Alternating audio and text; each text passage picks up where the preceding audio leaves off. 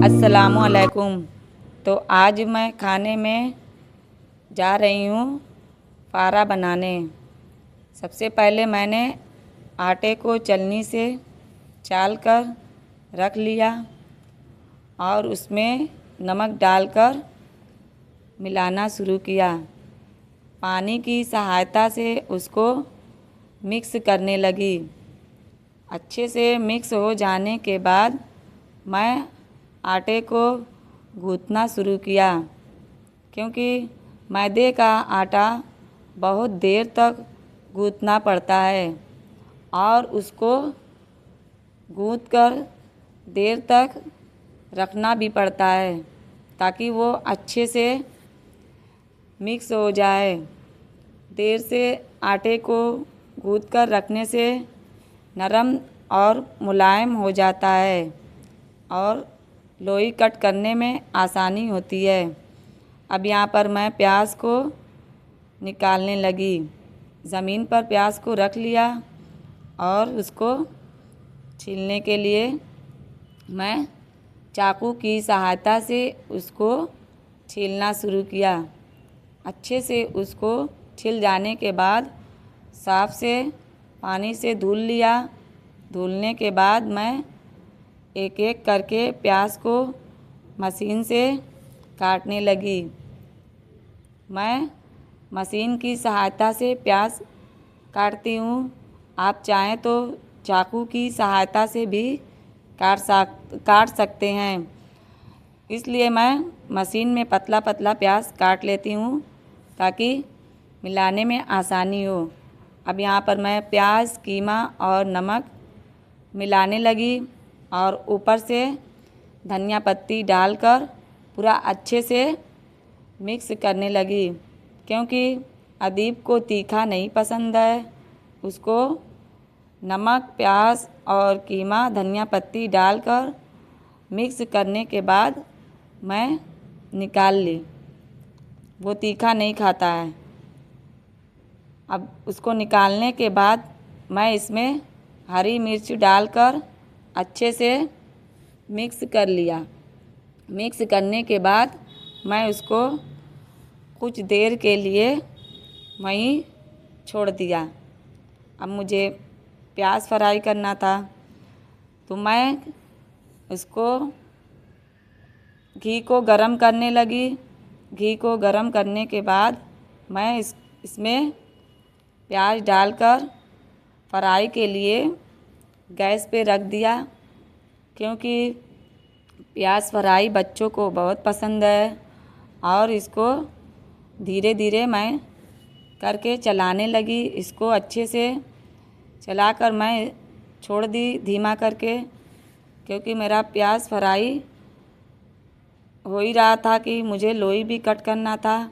इसलिए मैं इसको गैस पे छोड़ दिया। फिर उसके बाद मैं एक एक करके लोई कट करने लगी। यहाँ मेरा पूरा लोई बन करके तैयार हो गया। उसके उतनी देर में मेरा प्याज फ्राई हो गया था। अब मेरा प्याज फ्राई हो गया तो मैं इसको उतार कर रख दी। फिर उसके बाद मैं एक एक करके लोई को कीमे में भरने लगी। उसमें कीमा डालकर भरने लगी ताकि वो पहले से रख देंगे तो नरम और मुलायम हो जाएगा और मुझे लोई बढ़ाने में आसानी रहेगी। इसलिए मैं इसको भर कर रखने लगी। अब यहाँ पर मैं इसको बेलन की सहायता से बढ़ाने लगी। एक एक करके बढ़ाकर मैं उसको जाली पर रखने लगी। रख कर उसको मैं पूरा तैयार कर दी। फिर उसके बाद और बढ़ाना था तो मैंने सोचा कि और उसको बेलन की सहायता से बढ़ाकर रख लें। यहाँ आटा गीला होने की वजह से मेरा चौकी और बेलन दोनों ख़राब हो गया था, इसलिए मैं इसको वैसे ही बना रही थी, क्योंकि आटा गीला हो गया था, आटा चिपक रहा था उस पर। मैं इसको बढ़ाने लगी। बढ़ाकर मैं जाली पर घी लगाने लगी, क्योंकि घी लगाने से वो चिपकता नहीं है। उसको घी लगाकर छोड़ दिया और मैंने एक एक करके रखना शुरू किया। उस पर रख कर मैंने ढक्कन से उसको ढकने लगी। ढक्कन से ढककर छोड़ दिया। कुछ समय के बाद मैंने उसको खोला और खोलकर घी लगाने लगी। अब सारे फारे पर घी लगाकर वैसे ही छोड़ना था, तो मैंने घी लगाकर उसको छोड़ने लगी। उसके बाद मैंने इसको पलटे की सहायता से उसको पलटना शुरू किया। फिर मेरा फारा बनके तैयार हो गया। मैंने उसको देखा, बच्चे आ गए थे, तो मैंने उसको खोलकर निकालने के लिए देखा और उसको घी लगाकर खाने के लिए निकालने लगी। फिर मैंने इसको पलट दिया और घी लगाकर मैंने एक एक करके फारे को निकालना शुरू किया और यहाँ पे मेरा फारा बनके तैयार हो गया।